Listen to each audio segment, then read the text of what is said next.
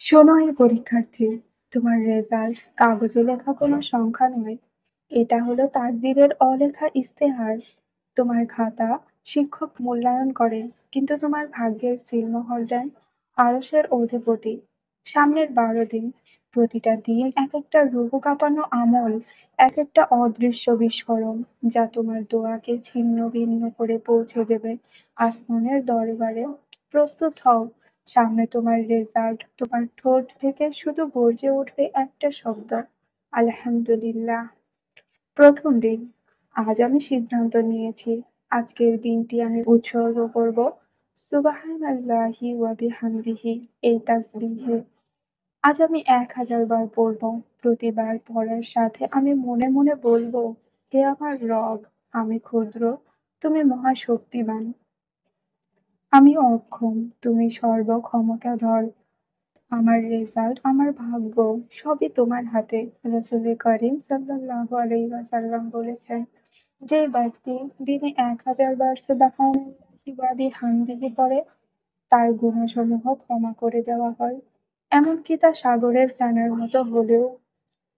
আজ আমি শুধু পড়বো না, আমি আল্লাহর সাথে কথা বলবো।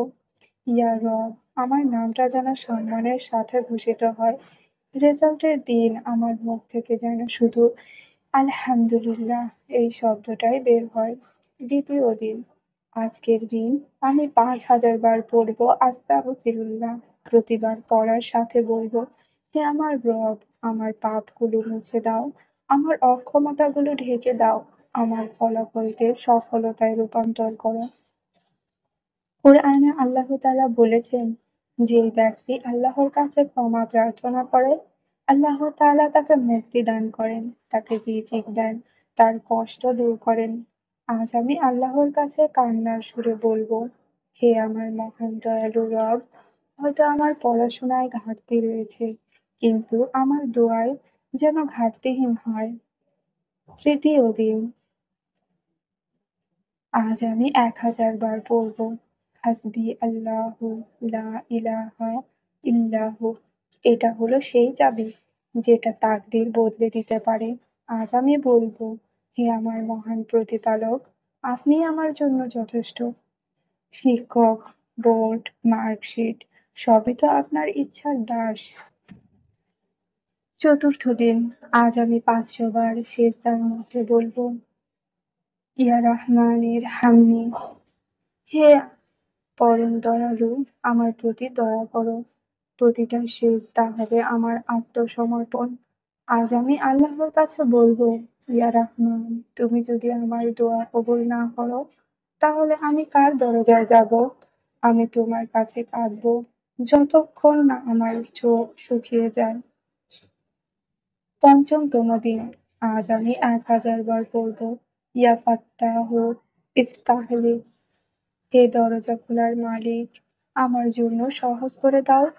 আমার মনে পড়বে রাসূল সাল্লাল্লাহু আলাইহি ওয়াসাল্লামের কথা, আল্লাহর কাছে ফাত্তাহু নাম ধরে দোয়া করে আল্লাহ তার জন্য প্রতিটা বন্ধ দরজাগুলোকে খুলে দেন।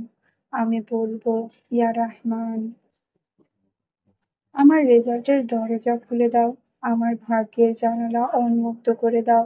ষষ্ঠতম দিন, আজ আমি 2000 বার পড়বো, ইয়া আলিম ইলহামনি,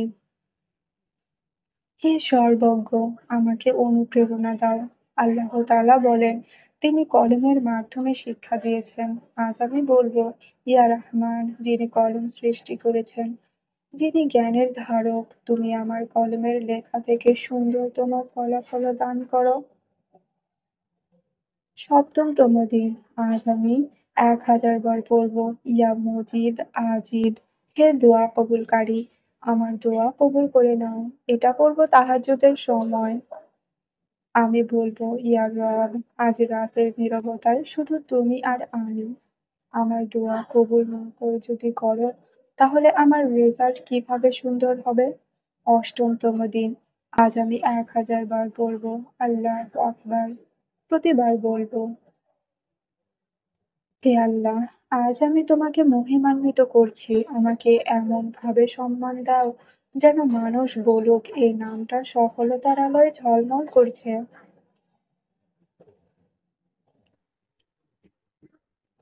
নবমতম দিন। আজ আমি ২০০০ বার বলব, লা হাওলা ওয়ালা কুওয়াতা ইল্লা বিল্লাহ। আজ আমি আল্লাহকে বলবো, হে আমার রব, আমার পড়াশোনার শক্তি ছিল সীমিত। আমার মেধার সীমা আছে, কিন্তু তোমার শক্তির সীমা নেই। আমাকে তুমি দিয়ে জিতিয়ে দাও। ১০তম দিন। আজ আমি ১০০০ বার বলব, রাব্বি ইন্নী মা আনজালতা ইলাইয়া মিন খাইরিন ফাকির। হে আমার রব, তুমি যা খুশি দাও, আমি তার মহা প্রয়োজনীয়। এটা ছিল মুসা আলাইহিসসালামের দোয়া। আজ আমি বলবো, ইয়া রহমান, আমি আমার রেজাল্টের জন্য তৃষ্ণার্ত। আজ আমি দোয়া মুসা নবীর মতো করে বলবো। ১১তম দিন। আজ আমি ১৫০০ বার পড়ব, লা ইলাহা ইল্লা আনতা সুবহানাকা ইন্নী কুনতু মিনাজ জালিমিন। রাসূল কারীম সাল্লাল্লাহু আলাইহি ওয়াসাল্লাম বলেছেন, যে কেউ এই দোয়া পড়ে তার দোয়া আল্লাহ তাআলা কবুল করে নেয়।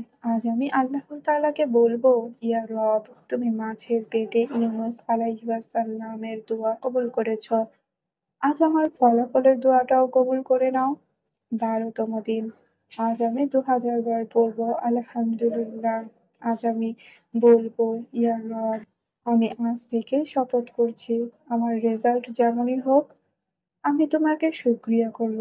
কিন্তু হে রহমান, তুমি আমাকে সম্মানের ফলাফল দাও, যেন আমার শুকরিয়া আরো গভীর হয়। এইভাবেই প্রতিদিন আমি আল্লাহর সাথে সরাসরি কথা বলবো। আমি জানি আমার দোয়া আর আকাশের মাঝে কোনো দেয়াল থাকবে না।